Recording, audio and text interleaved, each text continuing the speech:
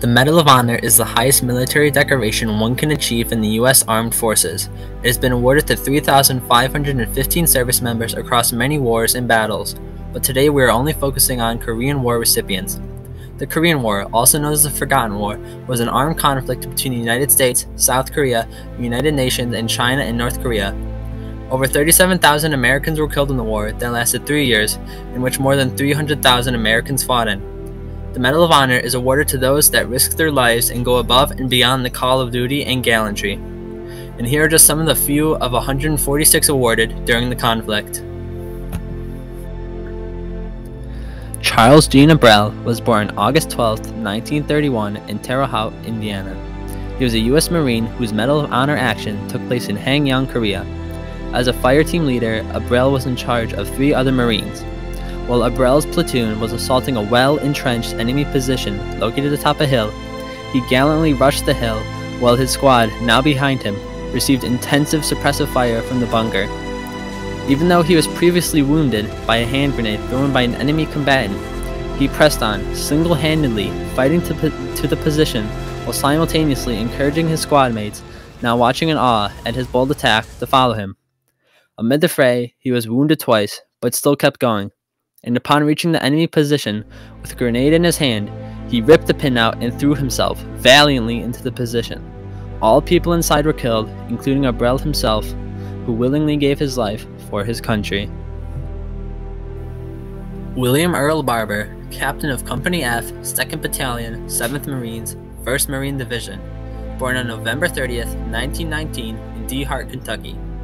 A career soldier who fought in World War II at the Battle of Iwo Jima, where he received a Silver Star.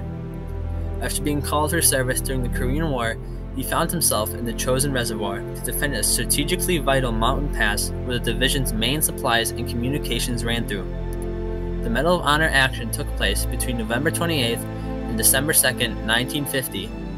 Barber and his men relentlessly defended the mountain pass from enemy attacks of forces nearly 5 times their own size to keep an escape route open for 8,000 Marines trapped at Udamni. Barber received orders to retreat from the pass to Hagaru, but instead of following it, he improved upon the order and requested to stay to save the lives of his injured men who couldn't walk and requested to be resupplied by air. Command obliged, and he and his men stayed and fought on for 5 days and 6 nights. On the 29th, Barber was injured in his leg and unable to walk. He was subsequently carried by his men on a stretcher to continue to give orders through intense, fanatical fighting and numbing cold. When his company was finally relieved, only 82 out of the 220 men that started the fight would walk away. In their wake were 1,000 dead enemy soldiers. His valiant stand at the mountain pass would lead to the successful withdrawal of a division of men from Chosin Reservoir. Frederick F Henry, 1st Lieutenant, Company F, 28th Infantry Regiment, 2nd Infantry Division, born on September 23, 1919 in Vian, Oklahoma. Henry's Medal of Honor action took place near the town of Amdong, on a strategically important ridgeline. His position was attacked by an overwhelming enemy force and devastating artillery. The attack broke up his men, who were soon rallied again when Henry left his own foxhole and put himself in harm's way to deliver orders to his men to keep on firing. All communications were lost in the fight, and Henry could not determine if the main line of resistance was broken. So by his own free will, he ordered his men to withdraw and form a new line, while ordering the wounded's weapons brought to him, so he could perform a rearguard action. Though severely injured, and now all alone, he fought on in a cold foxhole surrounded by enemies, striking down nearly 50 enemy combatants from his effective firing of all weapons that were brought to him. Eventually, the bullets began to dwindle, and he was soon overwhelmed and killed. His action allowed his platoon to withdraw and set up a new defensive line that repulsed the attack. His self-sacrifice and gallantry is why he was awarded the nation's highest military honor. Tibor R Rubin, Corporal, Company 1, 8th Cavalry Regiment, 1st Cavalry Division. Extraordinary heroism and bravery during a period stretching from July 23, 1950 to April 20, 1953. Born on June 18, 1929 in Pizzato, Hungary, Rubin was born into a Jewish family, and when the Nazis took power, he and his family were put into a concentration camp where they were expected to not survive. After miraculously surviving the Holocaust and witnessing American men liberate his brethren, he promised if he ever went to America, he would become a soldier, and that's exactly what he did. But though this time in the army, his officer would send him on impossible missions and call him names just because he was a Jew. One such mission was to defend a hilltop all by himself while his company retreated.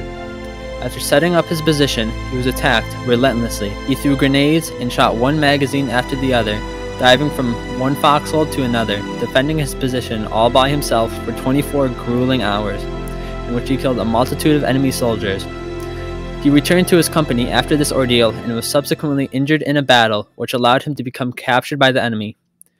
While captured, he routinely stole food for his starving comrades from enemy storehouses and gardens. He also improvised medical care for the men. One man was on the brink of death, was saved by Rubin, who pretended animal poop were pills. This caused the man to believe he could still live, and he survived. In total, Rubin saved more than 40 men from death in the camp.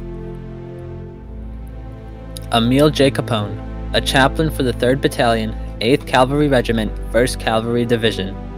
He was born on April 20th, 1916, in Pilsen, Kansas. Capone's battalion pushed the North Koreans back to an area called Unsan, but suddenly, an overwhelming attack of Chinese soldiers took the battalion by surprise.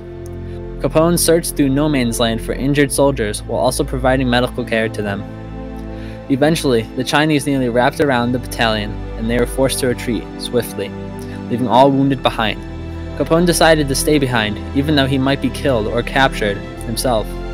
Capone was captured by the Chinese, but as he was being led away, he saw a Chinese soldier preparing to execute an injured American. Capone rushed forward and shoved the enemy soldier away. He picked up the soldier and began to carry him, while the Chinese soldier watched, stunned. They then began to walk with the rest of the POWs from village to village, encouraging those who were struggling to continue. They wound up in a POW camp where Capone would steal food for the men who looked up to him as a leader in such a desperate time. But the biting cold and lack of anything, including medical assistance, would eventually lead to his death. Capone is an American hero who did whatever it took to lead, inspire, and help his men without ever even firing a shot. Our last Medal of Honor story today comes from Hubert Lewis Lee, a Master Sergeant in the U.S. Army, born on February 2, 1915, in Arborg, Mississippi. Lee was in Company 1, 23rd Infantry Regiment, 2nd Infantry Division. His Medal of Honor action took place near the town of Ipo Ri. Lee's platoon was defending a position when they were forced to retreat by a numerically superior enemy force. His platoon leader was wounded, so he took control of his unit and repeatedly attacked the enemy. Lee was wounded with a grenade in the leg, but kept up the fight. He was forced to withdraw over 5 times, and every time he regrouped and renewed the attack with the same amount of vigor as before, until the 5th attempt, still leading his men from the front, when he was seriously wounded again by a grenade which caused him to be unable to walk. Still determined as ever, he pressed on, now crawling and firing from his knees as he crawled himself closer and closer to the objective. Eventually, they regained the position, which was littered with 83 enemy dead. His unwavering determination and vigor is why he was awarded America's highest honor. Thank you to all the men that have sacrificed themselves for this country. I hope you enjoyed this video and shed some light on the sacrifices of American soldiers in the Korean War.